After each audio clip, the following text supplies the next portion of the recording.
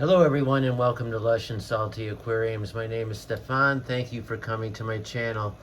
I'm going to keep the camera moving because otherwise trying to hold it steady in the certain position I'm in is going to be quite difficult. I want to try to give you guys a maximalist view of this 12-gallon partial blackwater system and talk about it and its evolution, where it's going, and some things that have happened. Overall, the tank is status quo. No fish deaths, no disease, no water chemistry issues, just tootling along.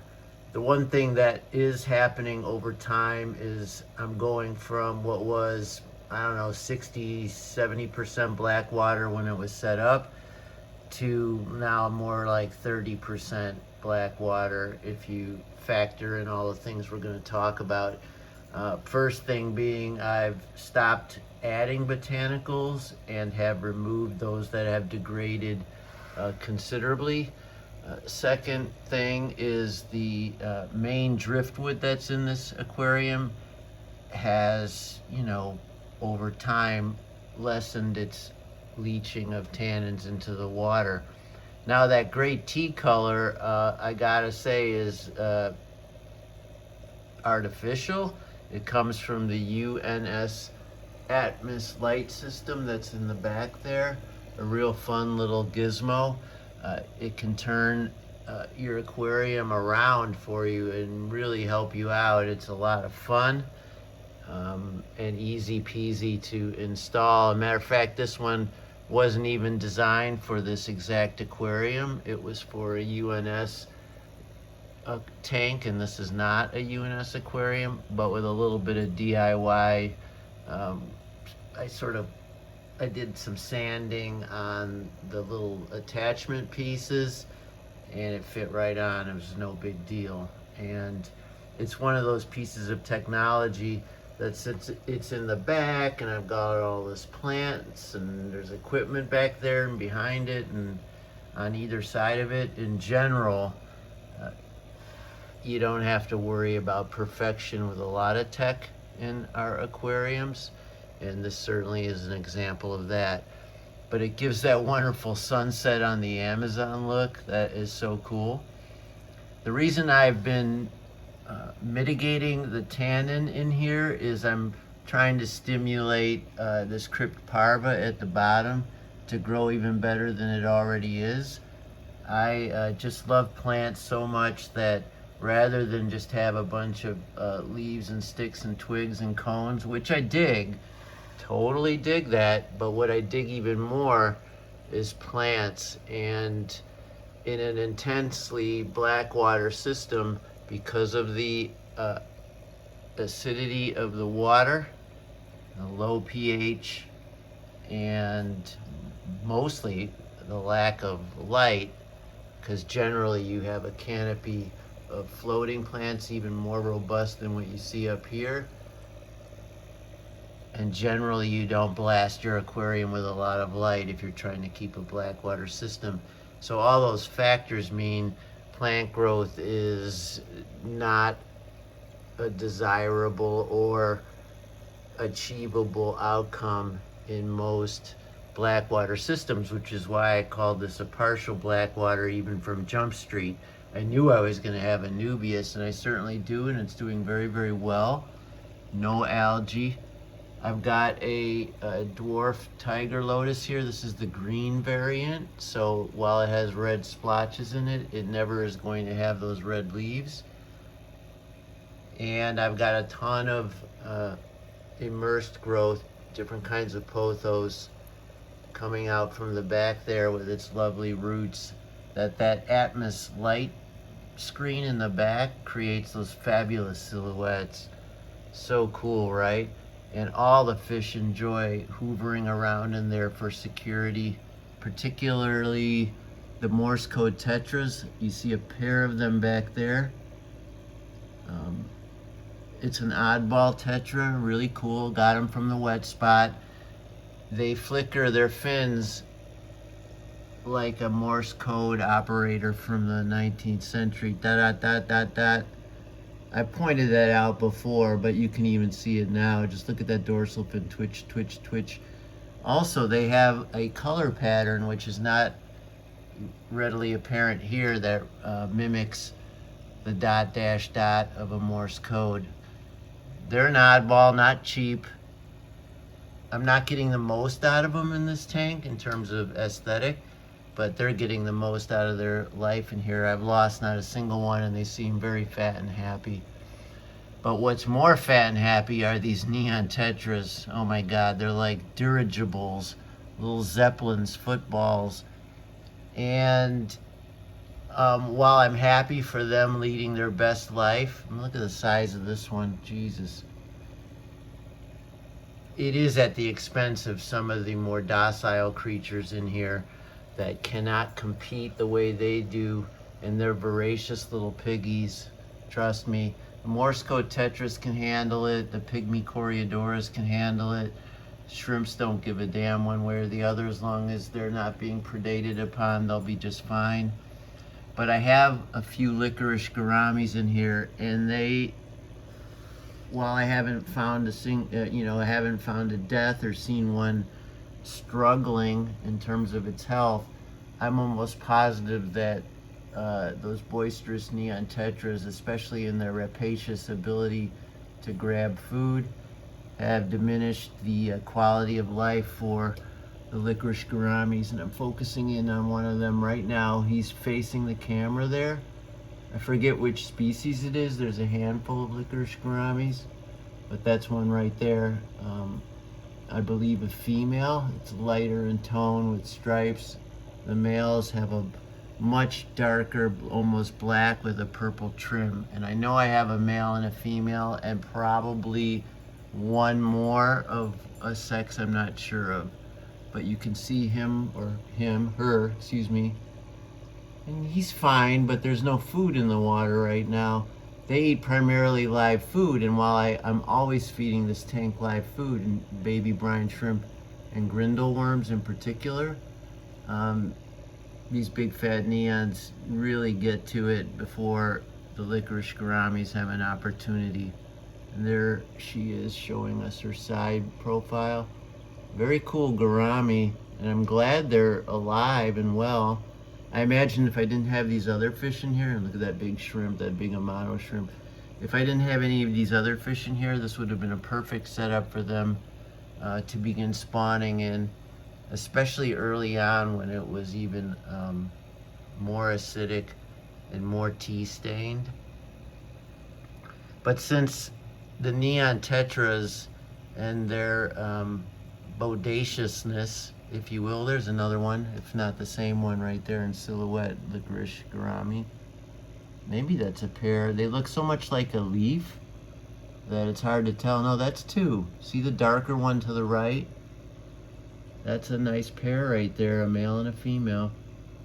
So they would undoubtedly spawn in here, but I'm not going to catch out all these fish, and good luck. I'd have to break the tank down considerably in order to do that anyway, and I don't want to do that.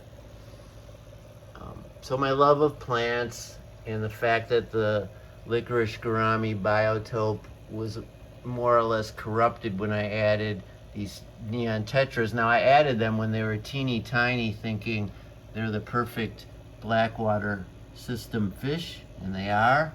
I just didn't count on them adapting so damn well that they became a dozen tank bosses at the expense of every other living thing in here.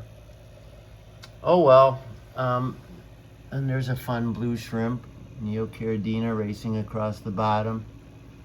I didn't even know I had a blue shrimp in here. I know there's some really cool yellow Neocaridina, pumpkin colored one, some wild ones, and of course the amano shrimp. And as I said, pygmy coreodoras. So week by week, as I do the water chemistry check, you know, it's drifted from like a 6.5 to now like a 7.1 in terms of the pH. And I hope it doesn't get too, I like keeping neutral in all my tanks in general, so I'm hoping it kind of maintains that. And because I have aqua soil, and these rocks will not harden the water in any way, they're inert, they're petrified wood, and obviously driftwood is gonna I'm not doing anything other than letting the tank evolve and pulling out some of the degrading botanicals. Those are the only things I'm doing, vis-a-vis it gradually converting into just basically a planted tank, with primarily low light enjoying plants. There's still botanicals in here, and as I record this, thinking out loud, it would only take 5 seconds to load the bottom of this with botanicals again, which I do have in my possession, and I could easily go back to that look if these cryptparva sort of just stay the same. And because I am, I'm not crazy about just the naked aqua soil, and I don't want to add sand at this moment in time, because once you add sand, that's what you have. You can never undo that.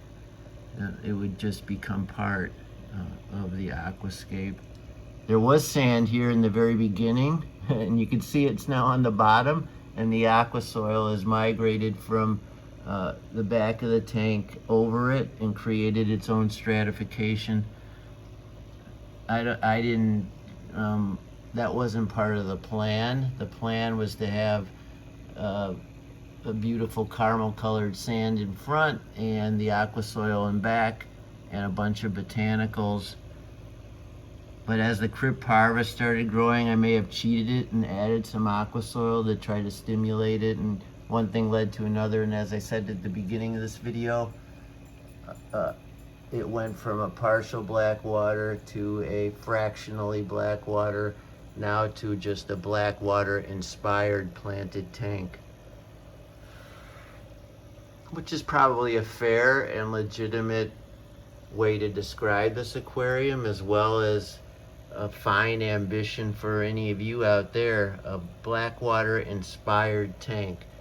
If you're like me and you just enjoy plants too much to commit to a total blackwater system, this might be the thing for you. I have a really easy hang on back to maintain. I do have to replace the floss, which is on top of some biomedia, often, every couple of days, but it only takes 30 seconds. Just pull off the lid, take out the gnarly piece of cotton, and put in another piece of floss, and then every month or two, wash the biomedia that's in the bottom there in tank water, and power blast the little machine and put it back in place.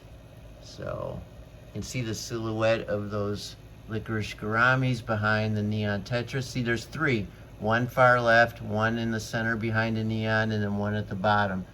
So at least 3 are in here, and there could be more. I believe I started with 5, but that was a year and a half ago. There's no algae in this aquarium, and there really never has been. So low light plus some of the things I've already talked about have definitely contributed to a low algae aquarium, which in a low light tank, doing some of the things I've discussed, and in particular in a blackwater, when you're aspiring, as I was in the beginning, to at least partially replicate a blackwater system, algae is going to be one of the definite benefits. You just won't get it like you would if this was a high-tech planted aquarium, of which I keep many. And happily, I don't have a lot of algae problems in any of them, but there are outbreaks, but never in this one. If you have any questions or want to learn more about this aquarium, I'm really, really happy to talk to you about it. And by the way, my friends at Flip Aquatics had a summer nano tank contest.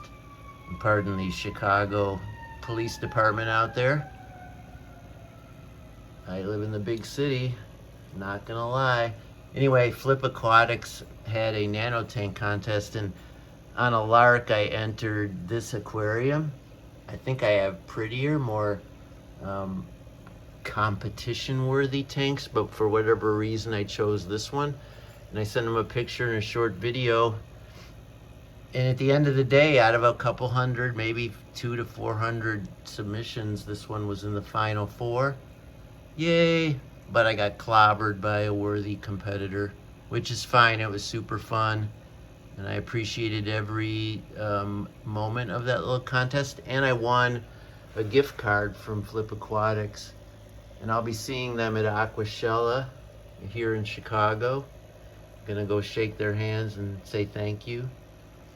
Maybe I'll see some of you there. But back to this aquarium, any questions or comments? Let me know. And as always, folks, keep your hands in the tank, albeit carefully. Ciao for now.